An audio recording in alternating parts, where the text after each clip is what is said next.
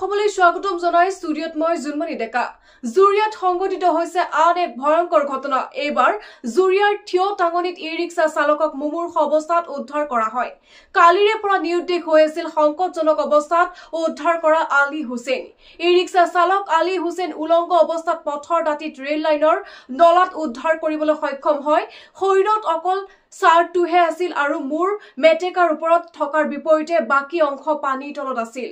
নিশা দুৰ্বৃত্তই টমটম চালকক নলাত পেলাই থৈ লৈ গ'ল ই ৰিক্সা, মোবাইল ফোনৰ লগতে নগদ ধন। জুৰিয়াৰ থিয় টাঙনি ছোৱালী উচ্চ মাধ্যমিক বালিকা বিদ্যালয়ৰ পিছফালে সংকটজনক অৱস্থাত উদ্ধাৰ কৰা হৈছে ই ৰিক্সা চালক আলী হুছেইনক। উলংগ অৱস্থাত পানীত গোটেই নিশা পৰি থকাৰ পিছত পুৱা উদ্ধাৰ কৰি সংকটজনক অৱস্থাত নগাঁও প্ৰাথমিক স্বাস্থ্য কেন্দ্ৰলৈ নিয়ে যদিও তাৰ পৰা নগাঁৱলৈ প্ৰেৰণ কৰে। নগাঁৱলৈ যোৱাৰ সময়তে মৃত্যু হয় আলী হুছেইন নামৰ এই ই ৰিক্সা চালকজনৰ। নিশা মৃতদেহ মৰণোত্তৰ পৰীক্ষাৰ পিছত ঘৰলৈ অনা হৈছে ই ৰিক্সা চালক আলী হুছেইনক। মৃতকৰ ঘৰত এক শোকাকুল পৰিৱেশ বিৰাজ কৰিছে। মৃতদেহ মৰণোত্তৰ পৰীক্ষাৰ পাছত অনাৰ সময়ত কান্দোনৰ ৰোল উঠে। নিশা 8:30 জানাজাৰ নামাজ সম্পন্ন কৰা হয় জুৰিয়াৰ থিয় টাঙনি ছোৱালী উচ্চ মাধ্যমিক বালিকা বিদ্যালয়ৰ পিছফালে। সংকটজনক অৱস্থাত উদ্ধাৰ কৰা হৈছিল ই ৰিক্সা চালক আলী হুছেইনক। হাত ভৰিত বন্ধাৰ চিন, বুকু পিঠি আদিত আঘাতৰ চিন আছে বুলি পৰিয়ালৰ লোকে জানিবলৈ দিছে। পৰিয়ালৰ লোকৰ এয়া ডকাইতিৰ ঘটনা বুলি অভিযোগ কৰিছে।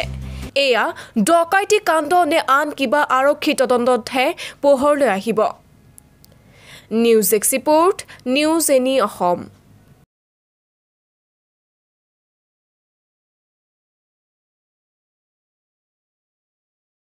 আছিল আলিদা বাদে আমি একো বুজা পোৱা নাছিলো। আলিদাক কোনোবাই পৰিকল্পিতভাৱে হত্যা কৰিছে যেন আমি অনুমান পাইছো। গতিকে আলী টমটম চালকৰ হত্যাকাৰীক অতি সোনকালে গ্ৰেপ্তাৰ কৰিবলৈ আমি জিলা প্ৰশাসনক বিনম্ৰ অনুৰোধ জনাইছো।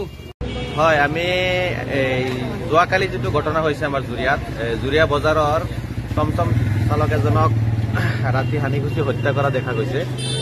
এইটো অসম আৰক্ষীৰ একদম নাকৰ তলত জুৰিয়া বজাৰৰ পৰা 1 মিটাৰ দূৰত্ব নহয়, 500 মিটাৰ দূৰত্ব এনেকুৱা ঘটনা হৈছে। যোৱা কিছুদিন আগতেও জুৰিয়া বজাৰৰ আশে পাশে যিমান কেইটা ঘটনা আমি দেখা পাইছো, এই ড্ৰাগছৰ পেডলাৰ যিবিলাক আছে, আমাৰ সন্দেহ হৈছে এইটো যে নগাঁও আৰক্ষীয়ে ভালকে তদন্ত কৰিলে ঘটনাটো ওলাই যাব।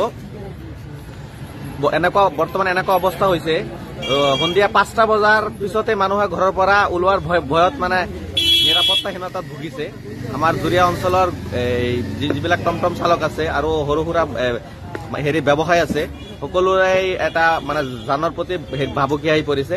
জুৰিয়া আৰক্ষীক আমি অনুৰোধ জনাইছো অতি সোনকালে তদন্ত কৰি এইটো হত্যাকাণ্ডৰ লগত জড়িত থকা যিবিলাক মানুহ আছে তেওঁলোকক উৎখাত